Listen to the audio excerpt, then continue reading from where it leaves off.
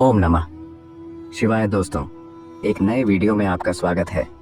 भक्तों, पूजा पाठ साधना करते करते एक समय ऐसा आता है जब ईश्वरीय शक्तियां आपके शरीर में प्रवेश करती हैं, या यूं कहें कि आपकी ऊर्जा इतनी ज्यादा बढ़ जाती है कि आप में अनेक शक्तियां जागृत होने लगती हैं। तब आपके शरीर के कुछ अंगों में दर्द होने लगता है।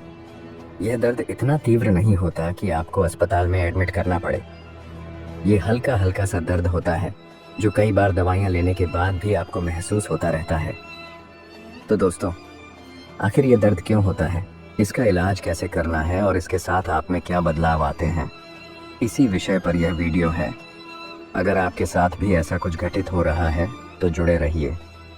वीडियो के अंत तक हम आशा करते हैं आप इस वीडियो को अंत तक जरूर देखेंगे और हमारे चैनल भक्ति ज्ञान रियल वन को सब्सक्राइब जरूर करें। कमेंट में हर हर महादेव जरूर लिखिएगा। ओम नमः शिवाय। आप सभी शिव भक्तों का आपके अपने YouTube चैनल भक्ति ज्ञान रियल एक में हार्दिक स्वागत है।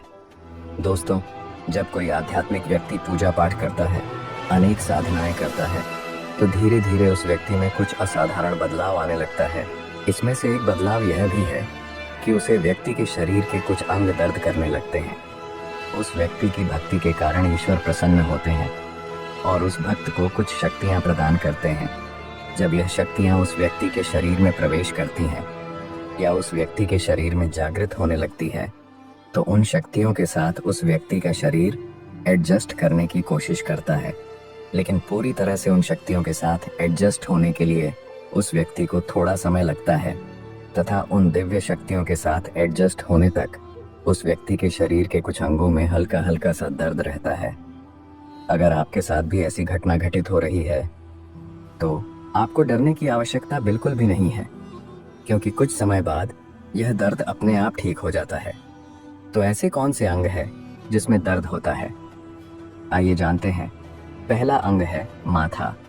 जब एक आध्यात्मिक व्यक्ति का आज्ञा चक्र जागृत होने लगता है, या जब उसके आज्ञा चक्र पर शक्तियां आकर बैठ जाती है, तब उस व्यक्ति का माथा हल्का हल्का दर्द दिखने लगता है और ऐसा भी महसूस होता है कि माथे पर कुछ रेंग रहा है। जब आपका आज्ञा चक्र जागृत होता है या खुल जाता है, तब आपको भूत, वर्तमान और भविष्य का ज्ञान होने लगता है। आपको अपने स्वयं के साथ साथ दूसरे व्यक्तियों के भूत, वर्तमान और भविष्य के बारे में भी ज्ञान प्राप्त होने लगता है। फिर चाहे आपके सामने कोई भी व्यक्ति आ जाए, आपको उस व्यक्ति की परेशानियां तथा उसके कर्मों के विषय में भी सटीक ज्ञान प्राप्त होता है। दूसरा अंग है गर्दन। दोस्तों, जब आपकी ऊर्जा का ईश्वर की ऊर्जा से संपर्क स्थापित होता है तथा जब ईश्वर की शक्ति आपके शरीर में प्रवेश करती है, तब आपको ऐसा लगता है कि आपकी गर्दन के ऊपर काफी सारा बोझ है और इसी कारणवश आपकी गर्दन में हल्का हल्का सा दर्द होने लगता है। इससे आपको उतनी ज्यादा तकलीफ तो नहीं होती, लेकिन हाँ, इस दर्द को आप काफी समय तक महसूस करते हो। नंबर 3 है आंखें। जब आपकी आंखों में ईश्वरीय शक्ति प्रवेश करती है तो आपकी दिव्य दृष्टि खुल जाती है। आपको अनेक अदृश्य शक्तियां अपनी खाली आंखों से दिखने लगती हैं। फिर चाहे वह नकारात्मक शक्तियां जैसे भूत पिशाच हों या सकारात्मक शक्तियां जैसे देवदूत, देवग हों। अगर आपके सामने कोई भी व्यक्ति आता है तो आपको एक नजर में ही उस व्यक्ति के शरीर में विराजमान सकारात्मक या नकारात्मक शक्ति के बारे में पता चला है। तथा जब आप किसी अनजान जगह पर भी जाते हो तो आपको वहां पर रहने वाली अदृश्य शक्तियां भी नजर आने लगती हैं। लेकिन इसके साथ ही आपकी आंखों में भी एकदम हल्का सा दर्द भी रहने लगता है। चौथा अंग है कंठ यानी गला। दोस्तों, जब आपके कंठ में भगवान शक्ति प्रदान करते हैं, तब आपका कंठ जागृत हो जाता है और आपकी कही हुई हर बात किसी की जिंदगी बदल सकती है। हाँ, लेकिन अगर आपके मुख से किसी के लिए गलत शब्द निकलते हैं तो उस व्यक्ति को काफी परेशानी का सामना भी करना पड़ सकता है। ऐसे ही कर्म की वजह से अनेक सिद्ध साधु मौन व्रत धारण करते हैं। किसी के प्रति अच्छी या बुरी बातें बिल्कुल भी नहीं करते। जब आपको यह शक्तियां मिलेगी तो आपको भी कम से कम ही बोलना चाहिए। बेवज की बातें बिल्कुल भी नहीं करनी चाहिए। लेकिन यह शक्ति मिलने के साथ साथ आपके कंठ में यानी गले में हल्का सा दर्द भी रहता है। नंबर 5 है कान। दोस्तों, अगर आपके कानों में ईश्वर की शक्ति प्रवेश करती है तो आपको देवताओं की, पशु पक्षियों की भाषा भी समझ में आने लगती है। आप वह सुन सकते हो जो साधारण व्यक्ति नहीं सुन सकता। आप समस्त सकारात्मक और नकारात्मक शक्तियों की बातें सुन पाते हो। आपने शायद महसूस किया होगा कि कभी कभी आपको घुंघरू की या पायल की आवाज आती है, तो कभी किसी के रोने की या हंसने की आवाज आती है। आप वह फुसफुहाट भी आसानी से सुन पाते हो जो एक साधारण व्यक्ति कभी नहीं सुन सकता।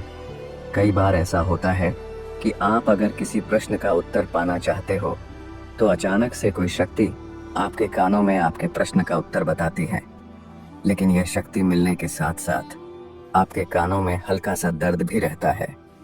नंबर 6 है कमर। दोस्तों, भक्ति, आराधना, साधना करते करते एक समय ऐसा आता है कि आपकी कुंडली शक्ति जागृत होने लगती है। मूलाधार चक्र से आपकी ऊर्जा ऊपर उठती है और अन्य चक्र से होकर सहस्त्र चक्र तक पहुंचने की कोशिश करती है। तब आपको अनेक दिव्य अनुभव आने लगता है। हर एक चक्र के जागृत होने के साथ ही आपको विशिष्ट दिव्य ज्ञान और शक्ति की प्राप्ति होने लगती है। लेकिन कुंडली जागरण एक कठिन विषय है, और अगर आप कुंडली नहीं जागृत करने की कोशिश करोगे तो आपकी पीठ में और कमर में दर्द अवश्य होगा। 7वां अंग है हाथ। जब आपके हाथों में ईश्वरीय शक्ति प्रवेश करती है या आपके हाथों में शक्ति जागृत होती है, तो आप अगर अपना हाथ किसी रोगी बीमार व्यक्ति के सर पर रखते हो तो उस बीमार व्यक्ति को काफ़ी राहत मिलती है। किसी बच्चे को बुखार है और आप उस बच्चे के शरीर पर हाथ फेरते हो तो वह बच्चा स्वस्थ हो जाता है, उसका बुखार गायब हो जाता है। अगर आप किसी ताबीज़ को या धागे को अपने हाथ में लेकर मंत्र बोलते हो तो तुरंत ही वह धागा या ताबीज़ मेरिट व अर्जित हो जाते हैं। ऐसे ही असाधारण बदलाव आप में आते हैं।